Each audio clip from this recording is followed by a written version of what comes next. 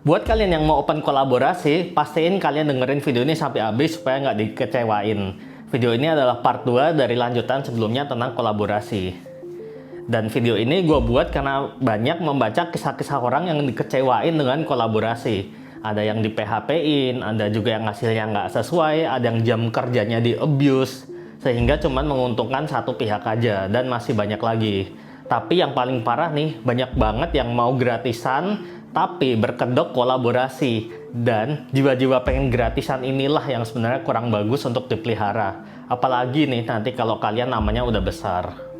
Yang pertama, gue selalu bilang hal ini berkali-kali. Untuk fotografer atau model, baik yang sudah profesional, terlebih lagi kalau kalian masih pemula, yaitu kalian harus wajib banget pilih-pilih dan selektif siapa yang kalian ajak berkolaborasi supaya nggak dikecewain.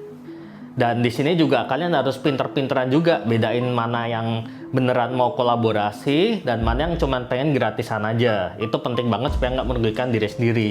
Kayak gue sendiri itu sangat open banget dengan kolaborasi ya, meskipun gue lebih banyak mengerjakan yang komersil, tapi kolaborasi juga tergantung siapa pihak yang mengajaknya dan kolaborasi tersebut bisa memberikan value apa yang gue mau. Dan tentunya mereka juga harus mendapatkan value dari apa yang gue tawarkan. Nah, selektif itu sangat penting, apalagi buat model dalam memilih fotografer. Contohnya nih, kalau kalian model nih, kayak tebar jala aja di sosmed, itu apalagi kalau kalian punya nilai lebih dalam hal fisik, gue yakin banget cowok-cowok fotografer yang mau ajak collab itu pasti banyak banget dan banyak juga yang bodong. Dibanding sebaliknya nih, kalau fotografer yang tebar jala itu biasanya responnya lebih sedikit, kecuali fotografer itu terkenal banget gitu. Terus yang kedua, kalian wajib buat ngerti siapa yang kalian ajak kolaborasi.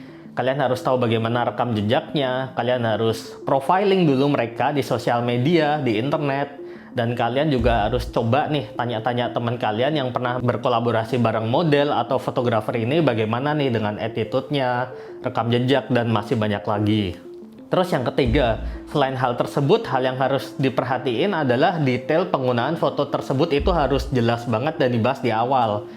Karena banyak sekali nih kasus fotografer yang menjual hasil fotonya itu secara sepihak, dan modelnya juga sering ngejual fotonya secara sepihak dan menggunakan untuk kepentingan komersil tanpa ada pemberitahuan kepada pihak yang lainnya untuk poster penjurian atau pokoknya yang bersifat komersil gitulah. Nah, untuk menghindari hal ini, itu semuanya harus clear di awal. Tapi kalau nggak clear pun, yang paling penting itu intinya minta izin dulu lah sebelum kalian pakai sebuah hasil karya untuk kepentingan komersil.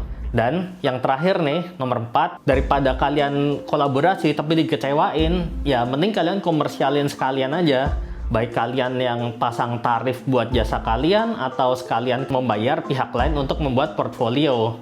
Dan ingat, fotografer itu kan perlu modal juga puluhan juta bahkan untuk kamera, untuk alat, dan berbekal edukasi baik teknis maupun non teknis. Sedangkan di pihak lain, model itu juga perlu perawatan diri, belajar berpose, dan yang terpenting banget model itu kan harus belajar nih untuk menyesuaikan karakter dia dan emosi dia dengan konsep yang akan difotokan atau dieksekusi tersebut. Nah, ini gue akan bahas kapan-kapan ya, jadi jangan lupa kalian follow. Dan dengan membayar dan komersial foto session tersebut itu akan lebih proper, gue yakin, dengan suasana yang lebih profesional juga dalam pengerjaannya. Karena itu kan udah menyangkut uang ya, jadi ada tanggung jawab. Baik fotografer atau model itu sama-sama bertanggung jawab karena udah dibayar. Dan lastly, terakhir, ingat nih, kolaborasi itu hasil pemikiran ide atau konsep dari dua atau lebih pihak.